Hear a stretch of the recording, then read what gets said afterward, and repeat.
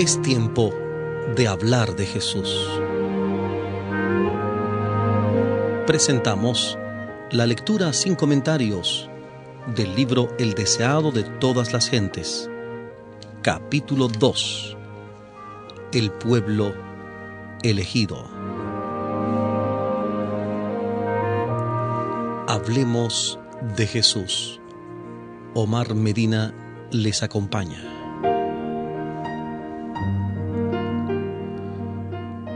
Durante más de 1000 años, los judíos habían esperado la venida del Salvador. En este acontecimiento habían cifrado sus más gloriosas esperanzas. En cantos y profecías, en los ritos del templo y en las oraciones familiares, habían engastado su nombre. Y sin embargo, cuando vino, no le conocieron. El amado del cielo fue para ellos como raíz de tierra seca, sin parecer en él ni hermosura, y no vieron en él belleza que lo hiciera deseable a sus ojos.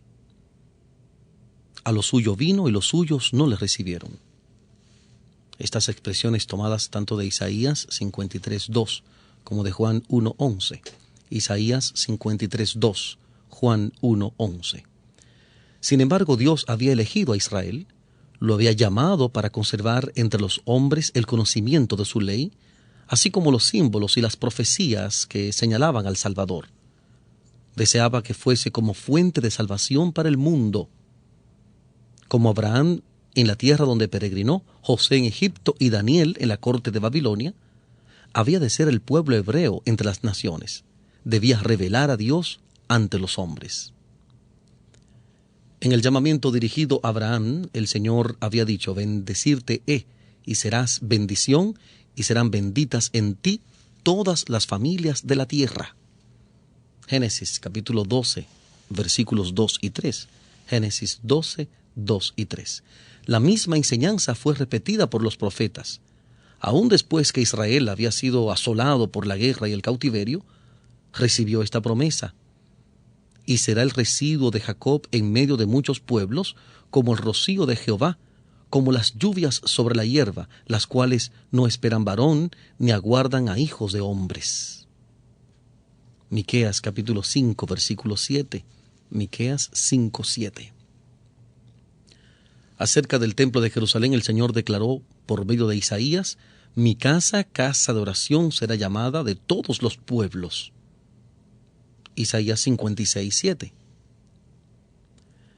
Pero los israelitas cifraron sus esperanzas en la grandeza mundanal. Desde el tiempo en que entraron en la tierra de Canaán, se apartaron de los mandamientos de Dios y siguieron los caminos de los paganos.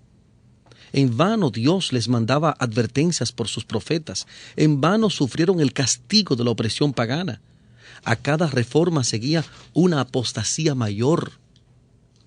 Si los hijos de Israel hubieran sido fieles a Dios, Él podría haber logrado su propósito honrándolos y exaltándolos.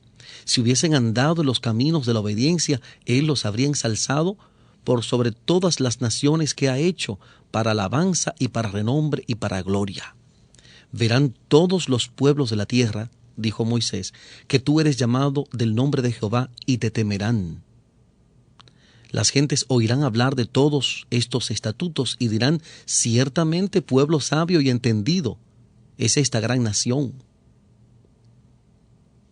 Como dice Deuteronomio, los capítulos 26, 28 y 4, Deuteronomio 26, 19, Deuteronomio 28, 10 y Deuteronomio 4, 6.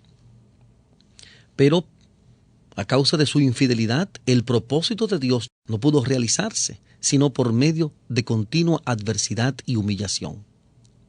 Fueron llevados en cautiverio a Babilonia y dispersados por tierras de paganos. En la aflicción muchos renovaron su fidelidad al pacto con Dios. Mientras colgaban sus arpas de los sauces y lloraban por el santo templo desolado, la luz de la verdad resplandeció por su medio y el conocimiento de Dios se difundió entre las naciones. Los sistemas paganos de sacrificio eran una perversión del sistema que Dios había ordenado. Y más de un sincero observador de los ritos paganos aprendió de los hebreos el significado del ceremonial divinamente ordenado y con fe aceptó la promesa de un redentor. Muchos de los sacerdotes sufrieron persecución. No pocos perdieron la vida por negarse a violar el sábado y a observar las fiestas paganas.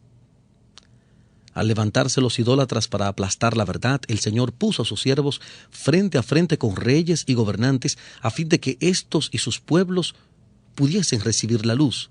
Vez tras vez, los mayores monarcas debieron proclamar la supremacía del Dios a quien adoraban los cautivos hebreos.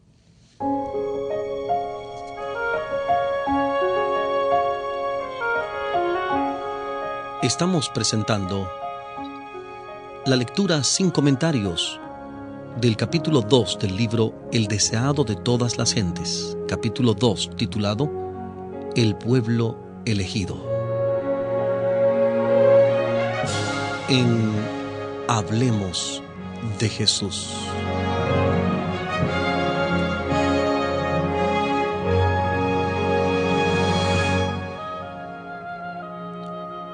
Por el cautiverio babilónico, los israelitas fueron curados eficazmente de la adoración de las imágenes esculpidas. Durante los siglos que siguieron, sufrieron por la opresión de enemigos paganos, hasta que se arraigó en ellos la convicción de que su prosperidad dependía de su obediencia a la ley de Dios.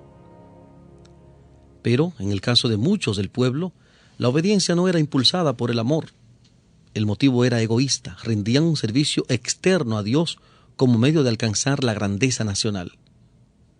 No llegaron a ser la luz del mundo, sino que se aislaron del mundo a fin de rehuir la tentación de la idolatría. En las instrucciones dadas por medio de Moisés, Dios había impuesto restricciones a su asociación con los idólatras, pero esta enseñanza había sido falsamente interpretada. Estaba destinada a impedir que ellos se conformasen a las prácticas de los paganos, pero la usaron para edificar un muro de separación entre Israel y todas las demás naciones. Los judíos consideraban a Jerusalén como su cielo y sentían verdaderamente celos de que el Señor manifestase misericordia a los gentiles. Después de regresar de Babilonia, dedicaron mucha atención a la instrucción religiosa. Por todo el país se erigieron sinagogas en las cuales los sacerdotes y escribas explicaban la ley, y se establecieron escuelas donde profesaban enseñar los principios de la justicia juntamente con las artes y las ciencias. Pero estos medios se corrompieron. Durante el cautiverio, muchos del pueblo habían recibido ideas y costumbres paganas y éstas penetraron en su ceremonial religioso. En muchas cosas se conformaban a las prácticas de los idólatras. Al apartarse de Dios, los judíos perdieron de vista mucho de lo que enseñaba el ritual. Este ritual había sido instituido por Cristo mismo. En todas sus partes era un símbolo de Él y había estado lleno de vitalidad y hermosura espiritual. Pero los judíos perdieron la vida espiritual de sus ceremonias y se aferraron a las formas muertas. Confiaban en los sacrificios y los ritos mismos, en vez de confiar en aquel a quien éstos señalaban. A fin de reemplazar lo que habían perdido, los sacerdotes y rabinos multiplicaron los requerimientos de su invención. Y cuanto más rígidos se volvían, tanto menos del amor de Dios manifestaban. Medían su santidad por la multitud de sus ceremonias, mientras que su corazón estaba lleno de orgullo e hipocresía.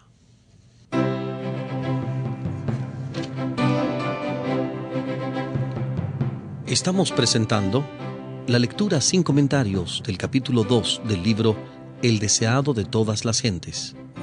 Capítulo 2. El pueblo elegido. Hablemos de Jesús.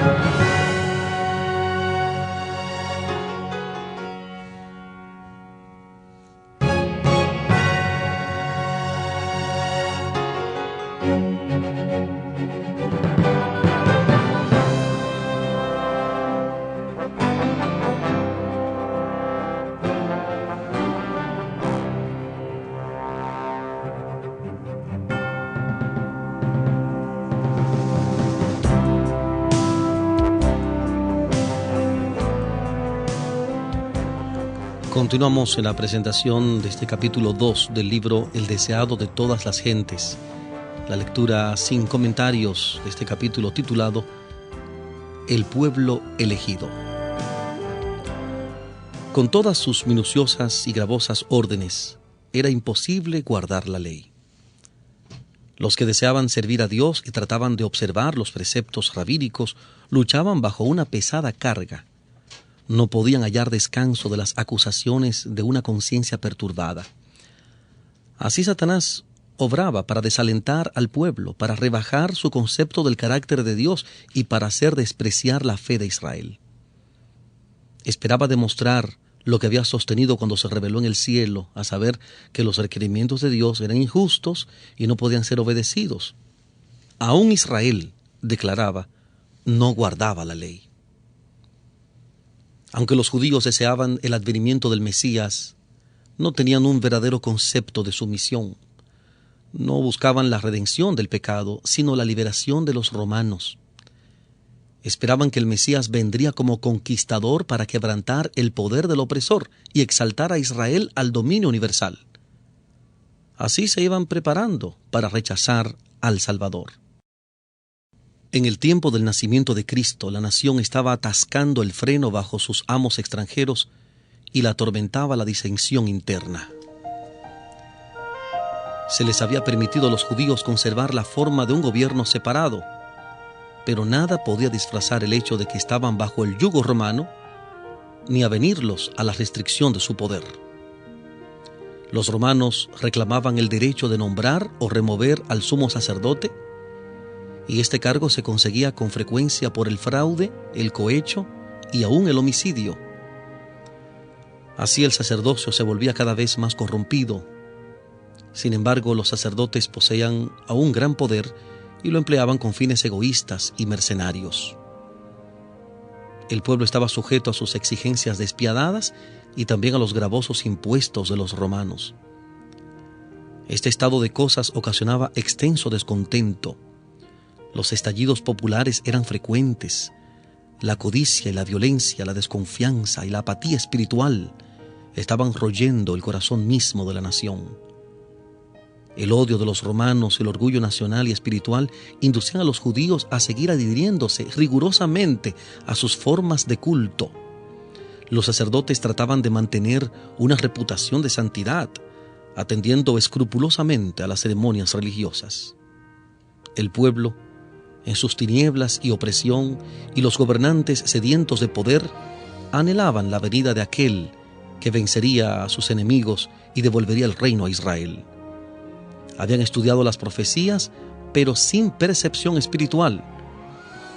Así habían pasado por alto aquellos pasajes que señalaban la humillación de Cristo en su primer advenimiento y aplicaban mal los que hablaban de la gloria de su segunda venida. El orgullo obscurecía su visión. Interpretaban las profecías de acuerdo con sus deseos egoístas.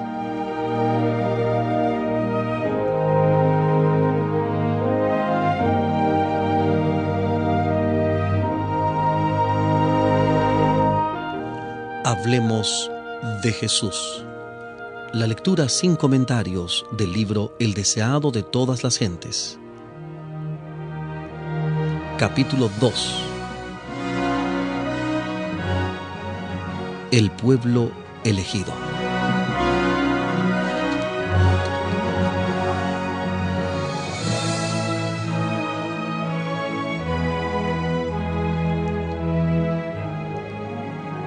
Omar Medina les agradece la fina gentileza de la atención dispensada. Que Dios les bendiga.